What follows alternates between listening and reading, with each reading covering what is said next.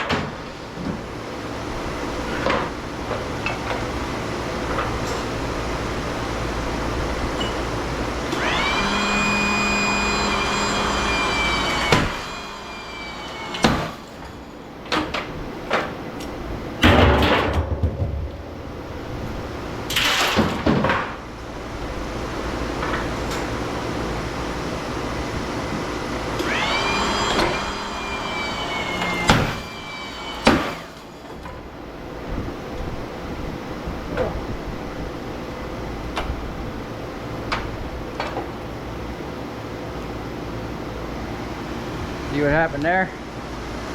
So these things have little holes, okay? And a lot of times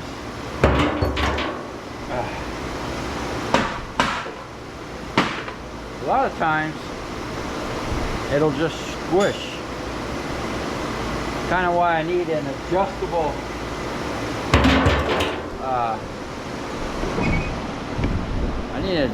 width on this. What I'd like to do is have a plate like this stock here. I want it to be a plate where this sits on top of it. That bottom plate can be adjustable and the top plate adjustable independent of it. So when I do rebuild this, that's what I'm going to do. There's going to be two plates there. But The reason why I don't just, one guy suggested make a plate that goes over top of this. The problem is the bottoms of these here are actually, they're like bent like this. And if I put anything on it, it's just going to bend it and break it until it forms to there. But one guy suggested I weld this, and I like that idea because the bottom can stay formed to this base that's already bent, and then I can just grind it smooth where I need it. But it really needs to be adjustable so I can get the whole width closer to that weld. And then this is the biggest size you can put these little ones on. I know that's hard to see, but that's like right on the weld right there. And that's how I determined what size stock to use. Was I used the smallest transformer, and then, you know, kind of the big ones just, you know, they break. But that delamination does happen sometimes, like what just happened. See if I can get some up close action.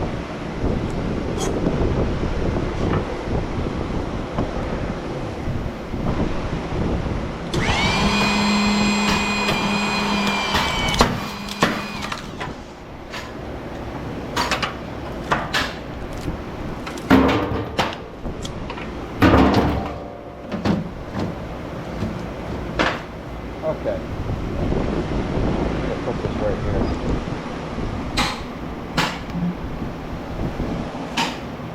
Damn.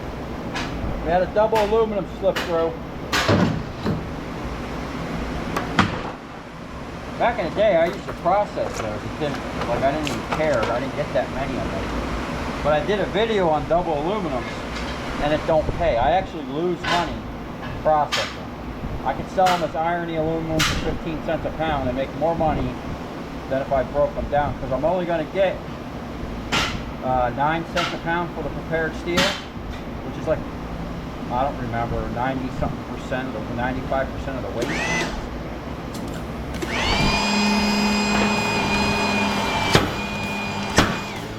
Whoa, this one delaminated like crazy. Yeah. Now,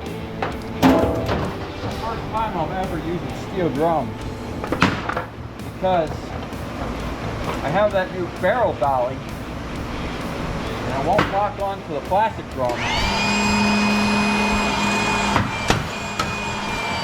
It'll make my life easier and not have to muscle these things.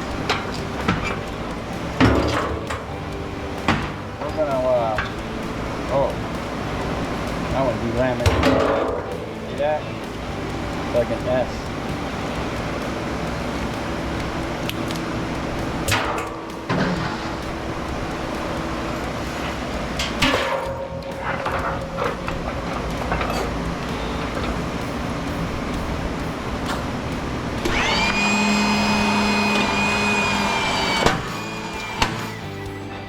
I know this one here is a double copper.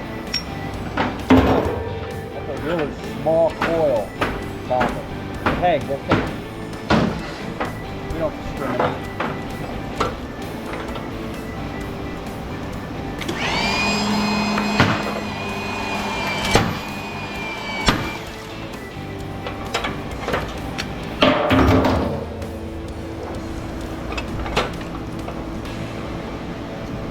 This is another one of them soft ones.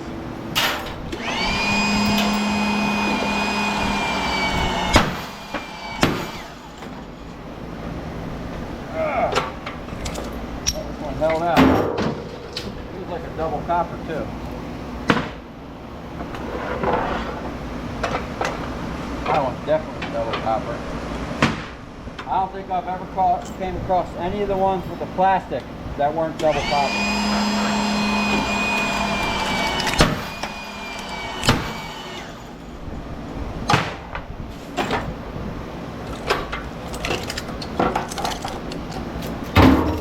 That one looks like it was faded in the sun or something. This one is suspect. That's double aluminum.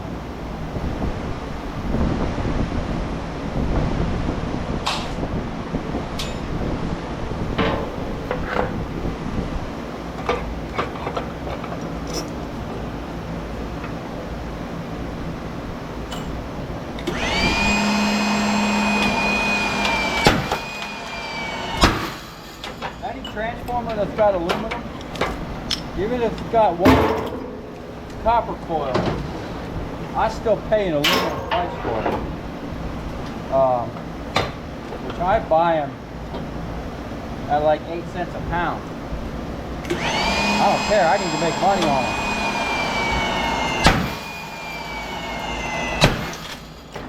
So when I'm selling them at 15 cents a pound, I'm almost doubling my money, and I don't have to process them. If I process them, I think I wind up overall getting like 12 cents out of them or something. I forget what it was. I did a video on strictly aluminum transformers. I'm not sure if I did a video on copper aluminum transformers, but I could pay a third price.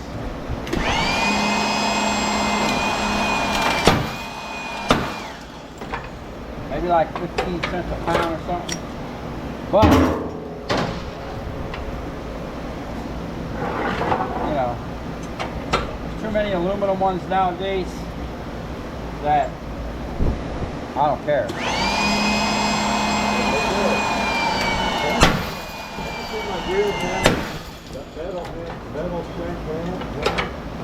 Yeah. Right outside. See that? That one got tweaked up pretty good.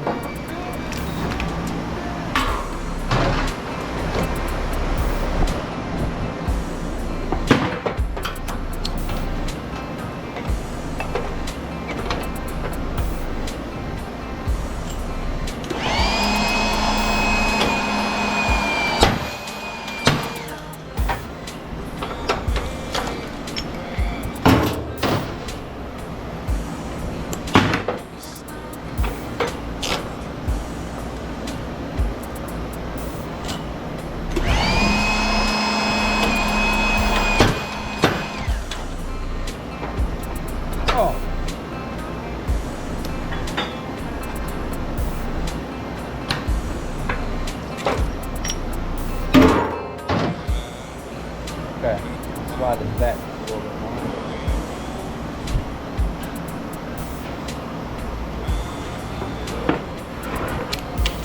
That's another suspect one. You know, after a while, you kind of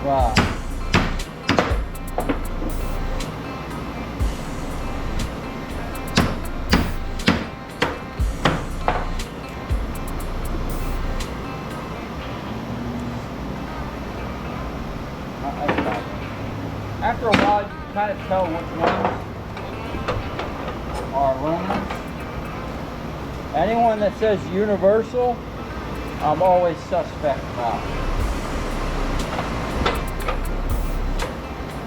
These have a different style. I'll show you here in a second.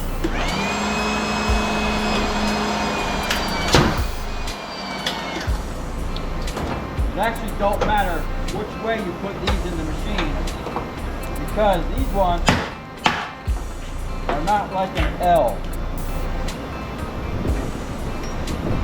Most of the transformers, they're like this. These ones are like an E. So it don't matter, there's no real up or down for me or this machine.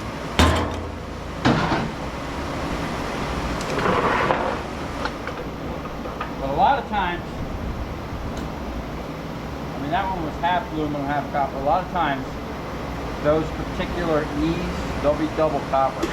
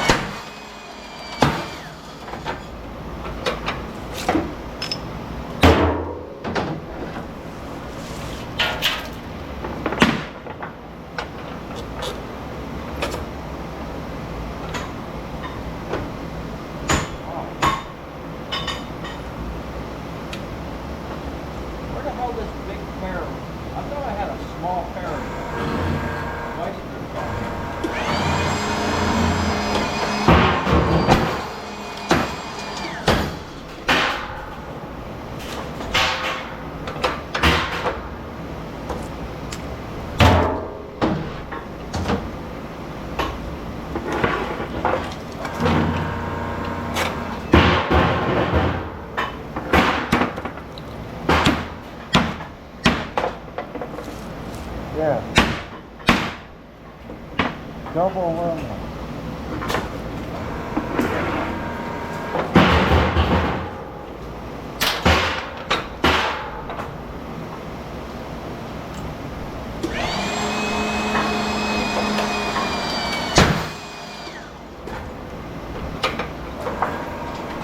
Once you do this a while, you get good at just feeling the weight of the transformer.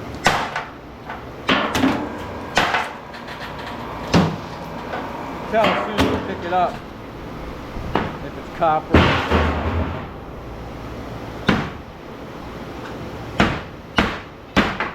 That one's burned up. That's aluminum.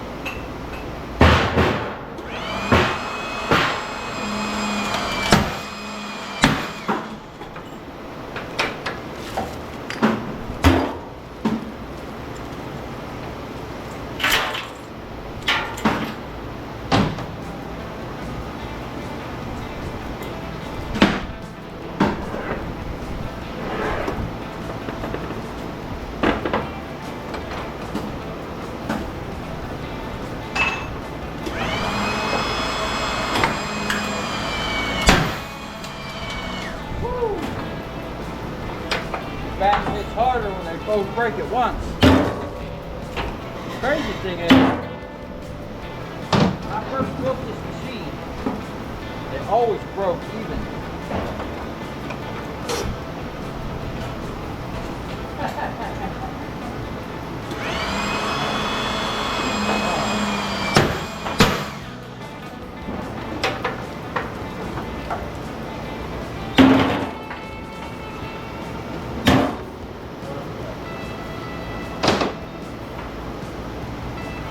Okay, see what we got here.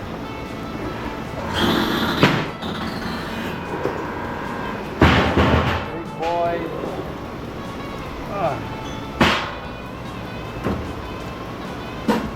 Vicious.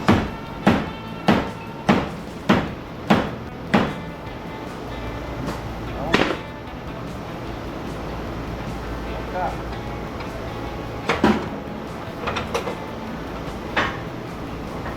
Sucks that they do the big coil aluminum.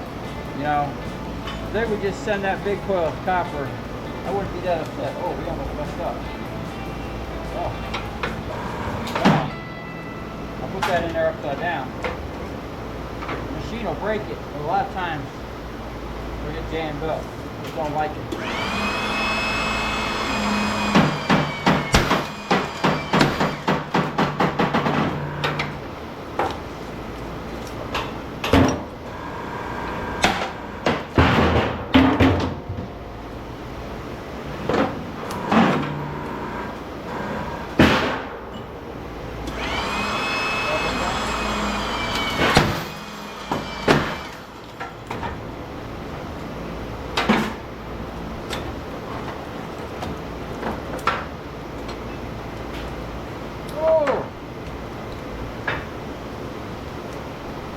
I feel like I'm in slow motion.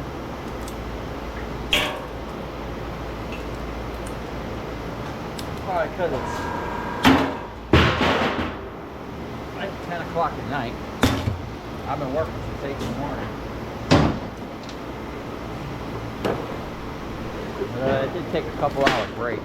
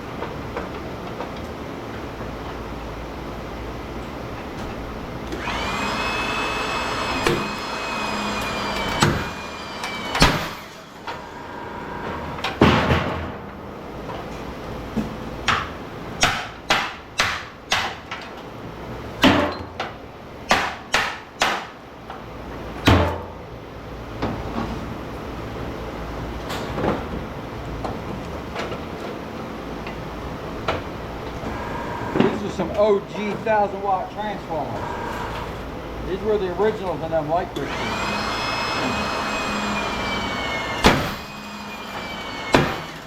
These ones weigh. I think they're worth like $20 or something like that.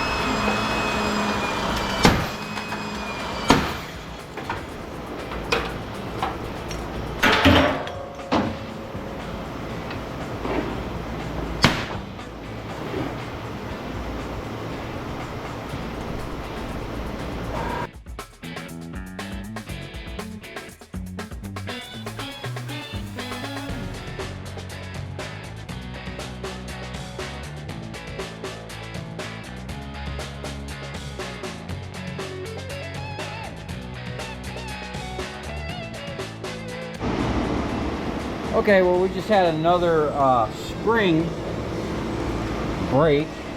Thank God when it broke, it shot back there and didn't shoot in my face. So what I'm thinking about doing is putting some type of shield here. I think that's what I need to do, is put a piece of plexiglass there. So back in the day, I actually had a whole expanded metal cage with plexiglass on the inside. And see this here? And there was another one welded here. And every transformer, I would slide it up, lock it up there, and then bring it down, but it covered down here. It didn't cover this. And then I just got tired of picking that thing up and down. And I think one time I had like a small section of transformer come out and hit me in the stomach. But it wasn't even hard. These things squeeze that really hard, so when they break, it's not like it can really kick out or anything. So that's not a deal. I'm more worried about getting smacked in the face with one of these springs now. So I do have a replacement spring, but I'm going on 16 hours for the day, and I'm kind of just not into it right now. I'm gonna call it. I'm gonna fix this in the morning. I got a pile of aluminum outside I got to deal with. And I'm missing my little square that I had for a spacer. I probably scrapped it. It used to sit right here on this table, but I have no idea what happened to it. It's been there for, I don't know, 5 years, I guess. And now it's gone. So I was using a regular piece of transformer, but the first one I stuck in there just blew it apart. And it kept getting looser and looser, but I found one with a steel plate on the back. It seemed to work a little bit, but that's not going to work. I need to find another. There was a big, probably 3/4 inch 2x2 chunk of steel. And the only reason I have that is because this is broken so many times, it keeps leaning back further and further and pulling this further and further away. This thing definitely needs a rebuild. I was trying to hold off on making a new one for this machine because I wanted to use the 100-ton press and just do away with this altogether. But it looks like we might have to actually fix this thing properly. But tomorrow for sure, I have a bunch of plexiglass over here. I'm gonna make a thing for this because that's the second one that shot out of there. Well, actually, the third one. The other week, both of these broke at the same time, which was kind of crazy, and they both went that way, thank God. Someone's looking out for me, man. So, it's come this far. Thanks for watching. Stay tuned. We're gonna have part 2 of this video.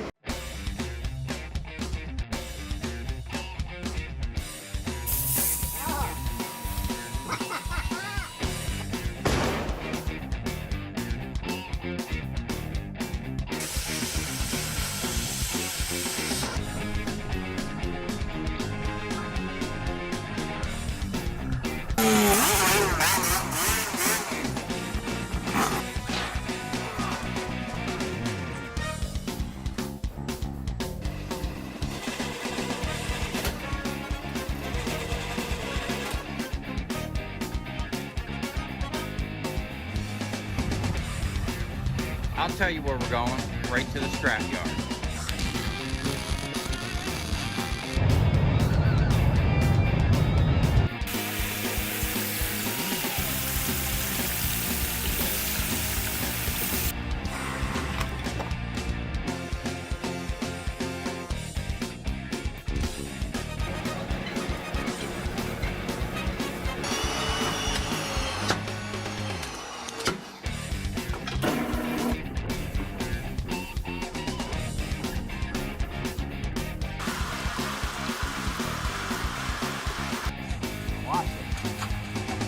Dancing. You ever seen a copper dance before?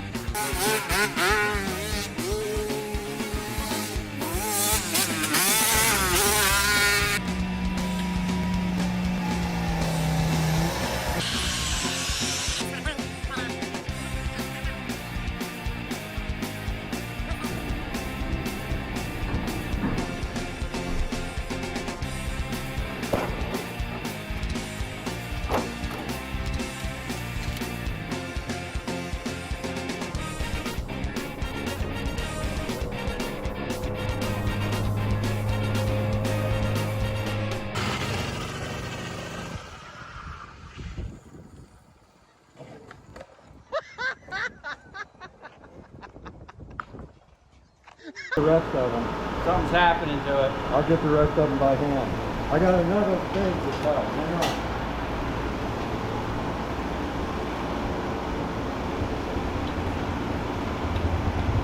So, Yeah. you think it could be the solenoids over here? Yeah. It's really all you got. So it's building pressure on that side. And the valve, oh! It's building pressure on both. It should build no pressure with that in the middle. And it's building pressure.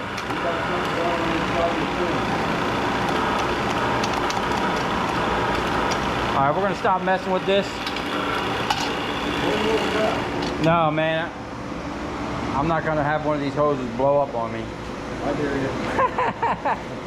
So we're gonna have to figure out if it's this, which I'd like to take that apart anyway, because I actually have 10-foot widths I'd like to put on here,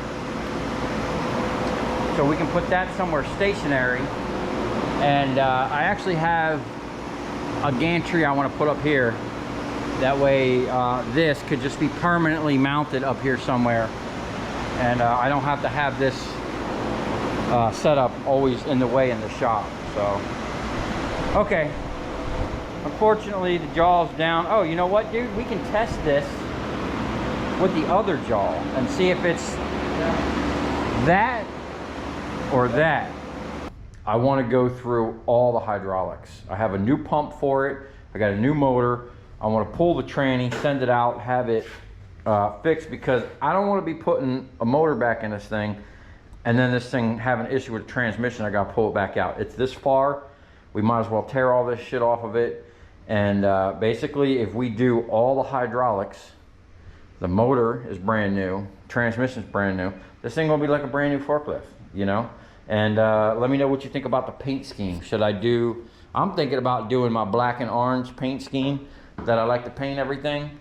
And I'm thinking about doing it like I did this four-wheeler. Black on black with orange accents. Anything that could be a pinch point, like the cylinders, the rotator I have for this. Anything that moves will be orange. I mean, obviously we'll leave this mast like black, but like that'll be gloss black, flat black on the frame, and anything that moves will be flat black, you know. And then a couple little orange accents to kind of make it look cool, you know. Or should I go with the original colors? You know what I'm saying? I don't know. I kind of just want to put my name on it, you know what I'm saying, and make it the shop, you know, the shop forklift. And then this thing here, I was just looking, I have tons of new stuff for this. I got new Nerf bars, I got a rear bumper for it. I don't have a front bumper, but I want to make one. That's a whole custom front grille I made. And I actually want to get this thing running, get it dialed in, and then tear it down and then paint it. I want to do my shop colors on this as well. I want the frame orange with the black accents, you know. So hopefully we'll be getting this thing up. This thing is awesome, man. This is great for taking out and just de-stressing, man. This thing is like, you know, if you ever want to have a constant near-death experience, get yourself on a 100 horsepower Banshee, dude. Anyway,